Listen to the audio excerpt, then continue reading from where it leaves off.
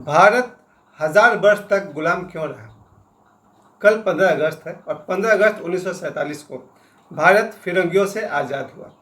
यानी हम सब बचपन से पढ़ते आए हैं कि भारत को आज़ादी मिली 15 अगस्त 1947 को अंग्रेज़ों से। लेकिन भारत गुलाम कब से था? अगर मेरी अपनी राय है, मेरे अपना मानना है कि भारत गुलाम कम से कम 2000 साल से था। क्योंकि मेरा मानना है जब सिकंदर भारत आया था, वो जो बाहर से सिकंदर आया, यूनान से चलकर वो भारत आया था, ये जो विदेशी हमला हमारे देश पर हुआ है, मेरा मानना है वहाँ से शुरू हो चुका था। ये तो अलग बात है कि सिकंदर के बाद कुछ राजा हुए जो बाद में बहुत ही मजबूत भी थे, लेकिन 7वीं शताब्दी आते आते भारत पर बाहर से बहुत सारे मुसलमान, मुगल और कौन कौन सब आक्रमण करना शुरू कर दिया और यहाँ से हमारा भारत लगभग 1200 साल तक गुलाम रहा। क्यों गुलाम रहा होगा, इसको इसलिए समझना जरूरी है कि आज भी 2025 में भी इस बात को समझना होगा। भारत के गुलामी का सबसे बड़ा कारण तो ये जरूर था कि जो बाहर से आक्रमण करने आते थे, कुछ तो उनमें बात थी। क्या बात थी? एक तो उनकी क्रूरता और उनकी एकता। क्रूरता इसलिए क्योंकि जितने भी विदेशी आक्रमणकारी हैं, कोई हत्या करने में उतर जाए तो हजारों के सिर काट डाले, कोई बच्चों का सिर काट रहा है, यानी कि इतने सारे अत्याचार हुए हैं। ऐसे ऐसे राजाओं का मैं नाम सुनते आ रहा हूँ। तैमूर के बारे में सुनता रहा, चंगेज खां के बारे में सुनता रहा कि एक एक दिन में सैकड़ों हत्याएं करके वो लोग बच्चों का सिर काट रहे हैं तो काटे चले जा रहे हैं, सैकड़ों बच्चों का काट डाल रहे हैं। ये जो भारत में हमारा होता रहा, इसका कारण क्या रहा होगा और इसको समझना जरूरी है कि आज भी हमारा भारत दुनिया में तब मजबूत होगा जब हम अपनी कमजोरियों को पहचानेंगे। मेरे हिसाब से जो पहली कमजोरी दिख रही है वो है भारत में जब राजा हुआ करते थे, हमारे देश के राजा अय्याशी पर ध्यान देना शुरू कर दिए ज़्यादा, और विदेश में से कोई आक्रमण कर रहा है तो आक्रमण तो पड़ोसी राजा पर हो रहा है ना, ये तो मज़े से अपना डांस देखने में लगा हुआ है। अगर देश के राजा अय्याश हो जाए, और क्या क्या आता है ना, शतरंज खेल रहे हैं, है ना वो पुस्तक शतरंज के खिलाड़ी, तो जो राजा अय्याशी में डूब जाएगा, खेल कूद में समय निकालते जाएगा, जब विदेशी आक्रमण करेगा उसका क्या हाल होगा? मुझे लगता है कि जो विदेशी आक्रमणकारी होते थे वो ज़्यादा संगठित थे, इंटीग्रेटेड थे, और हमारे देश के जो राजा थे, इनको बस एक राजा को दूसरे राजा से जलन थी, और जलन भी ऐसी कि उन्हें लगता था जब कोई विदेशी उनको फुसलाता था कि तुम्हारे पड़ोस वाला राजा है ना, अगर उसको हटा दो तो वो राज्य भी तुम्हारा हो जाएगा। और इस तरह के हमारे देश के राजाओं में ये गलतफहमी थी। हमारे देश के राजाओं ने अपने ही पड़ोसी राजा को ख़त्म करने में दुश्मनों का साथ दिया। जब भारत के दो राजा आपस में लड़ेंगे, उनमें से एक खत्म हो जाएगा तो फिर विदेशियों को इस एक को कब्जा करने में कितना देर लगेगा? पहले जब विदेशी आएंगे उनको दो राजाओं से टकराना पड़ेगा, पर हमारे देश का एक राजा इनके बहकावे में आकर दूसरे राजा को मार डाला। अब बच्चा दो में से एक, तो इसको विदेशी को अपने कब्जे में लेने में कितना देर लगेगा?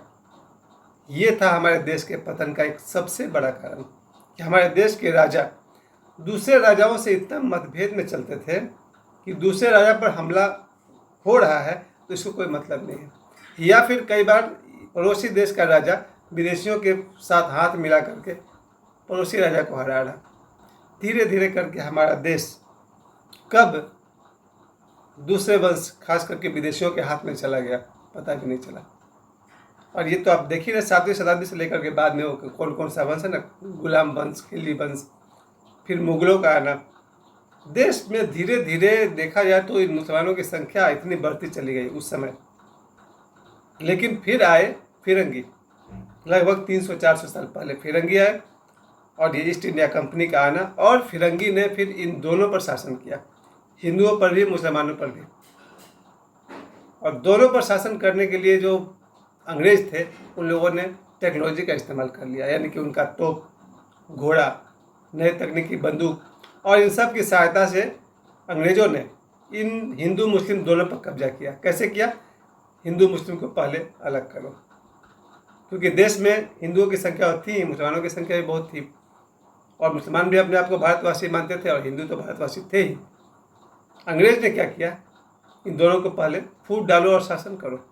हिंदू और मुस्लिम को पहले लड़ाया, लड़ाने का फ़ायदा अंग्रेज़ों को सीधा होता जा रहा था और इस तरह से हमारा देश 300 साल तक गुलाम बना रहा। लेकिन इस देश में 19वीं शताब्दी खत्म होने के बाद जैसे ही 20वीं शताब्दी शुरू हुई, यानी 1901 के बाद, इस देश में न जाने किन किन आत्माओं ने जन्म लिया। ऐसा लगता है कि रामायण काल के कुछ वीर पुरुषों ने जन्म ले लिया हो या महाभारत काल के कुछ वीर पुरुषों ने जन्म ले लिया, क्योंकि हम सभी जानते हैं कि रामायण काल में जो अंगद थे, बाली थे, सुग्रीव थे, ऐसे ऐसे वीर पुरुष थे जिन्हें मैं जानता हूँ कि वे ऐतिहासिक पुरुष थे। इस देश में उनका जन्म हुआ, इस देश में उनका पराक्रम था, लेकिन जैसा ग्रंथ में लिखा है बिल्कुल ऐसा ही हुआ हो ये जरूरी नहीं है। ग्रंथ लिखने का अपना एक काव्यात्मक तरीका होता है। लेकिन भारत में जब राम हुए हैं तो रावण भी कभी लंका में हुआ होगा और भारत में कभी बाली, सुग्रीव और अंगद जैसे वीर योद्धा भी हुए हैं। खैर, ऐसा लगता था उस जमाने के कुछ लोग 20वीं शताब्दी में जन्म ले लिए। ऐसा लगता है महाभारत काल के जितने वीर लोग थे, कर्ण है, दुर्योधन है, अभिमन्यु है, अश्वत्थामा है, अश्वत्थामा तो खैर अभी भी हैं, उनको जन्म लेने की जरूरत नहीं है, या रामायण काल के भगवान परशुराम आज भी हैं जो सशरीर लोगों को दर्शन देते हैं। अश्वत्थामा हाल में डेढ़ा बाबा तक से मिलने आया करते थे। तो रामायण काल के कुछ पुरुष हैं जो आज भी मौजूद हैं और महाभारत काल के अश्वत्थामा, आचार्य कृपलानी आज भी मौजूद है सशरीर। लेकिन ऐसा लगता था कि 20वीं शताब्दी के शुरू में 1901 के बाद भारत में ऐसे ऐसे वीर पुरुषों ने जन्म लिया। ऐसा लगता है रामायण काल के भगवान राम के सारे वीर सिपाही 20वीं शताब्दी में भारत में जन्म लिए और महाभारत काल के जितने भी पुण्यात्मा और वीर थे उन वीरों ने जन्म लिया। और इस देश में फिर चंद्रशेखर आज़ाद, भगत सिंह और बहुत सारे सुभाष चंद्र बोस, इन जो वीर आत्माएं थी, अब इन्होंने जो अंग्रेजों के छक्के छुड़ाए कि लगभग ये देश आज़ाद होने ही वाला था। और उसी के पहले, उन्हीं के समानांतर जब महात्मा गांधी का आगमन हुआ भारत में, एक बार वो दक्षिण अफ्रीका में अंग्रेजों के द्वारा अपमानित हो चुके थे, महात्मा गांधी का भारत में आना, और महात्मा गांधी ने जो सबसे बड़ा काम किया वो यही किया कि जो राजा आपस में बटे हुए थे, महात्मा गांधी ने पूरे भारतवासियों को एक कर दिया। यानी कि कन्याकुमारी से लेकर के इधर नीचे रामेश्वरम तक और इधर बिहार से लेकर के गुजरात तक पूरे भारत को यूनाइटेड करने का महान काम गांधी जी ने किया।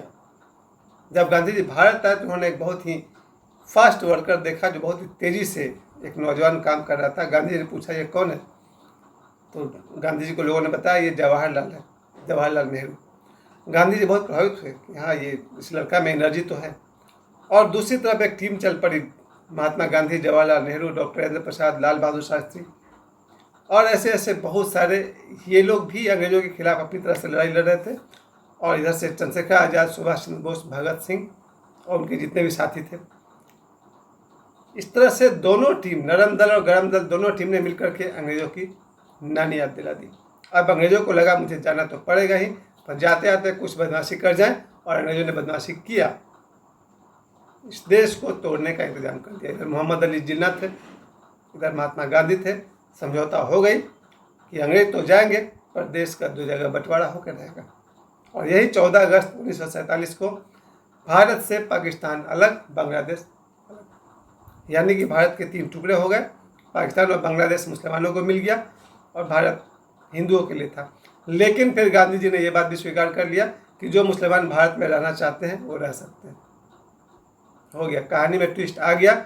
तो मुसलमानों को पाकिस्तान मिल गया, मुसलमानों को बांग्लादेश मिल गया और मुसलमानों को भारत भी मिल गया। फिर 15 अगस्त आया और हमारा भारत आज़ाद तो हो गया। इस आज़ादी के बाद इस 2025 में आज वही प्रश्न उठता है, भारत कैसे दुनिया में नंबर 1 पर हो, और हो रहा है। आज भारत का सौभाग्य है कि भारत के 140 करोड़ लोगों में से 10 करोड़ से अधिक ऐसे वीर नौजवान हैं जो मुझे लगता है वही अवतारी पुरुष, उनमें वही खून की गर्मी है जो चंद्रशेखर आज़ाद में थी, सुभाष चंद्र बोस में थी। आज हमारे देश में करोड़ों ऐसे नौजवान हैं जिनके खून में वही गर्मी है जो सुभाष चंद्र बोस के खून में थी, जो चंद्रशेखर आज़ाद के खून में थी, भगत सिंह के खून में थी। और उन्हीं नौजवानों के बल पर ये भारत अग्रसर हो रहा है और आगे बढ़ेगा। आज हमारे देश में 2025 में ऐसे ऐसे युवा नेता हैं जिन्हें देख कर लगता है कि अब हमारा भारत दुनिया में इंग्लैंड और अमेरिका और रसिया इन सभी देशों को पीछे छोड़ते हुए नंबर 1 पर जाएगा।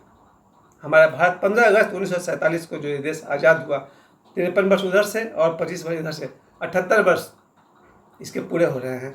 53 और इधर से आज 78 वर्ष, 78 ईयर्स भारत की आज़ादी के पूरे हो गए हैं। और आज भारत के वीर नौजवानों के कारण हमारा भारत पूरे विश्व में नंबर 1 होगा। एक बार फिर से 78 वर्ष पूरा होने पर सभी भारतवासियों को भारत के स्वतंत्रता की हार्दिक बधाई। 15 अगस्त 1947 को हमारा देश आज़ाद हुआ और 15 अगस्त की आप सभी को हार्दिक शुभकामनाएं। जय हिंद, जय भारत।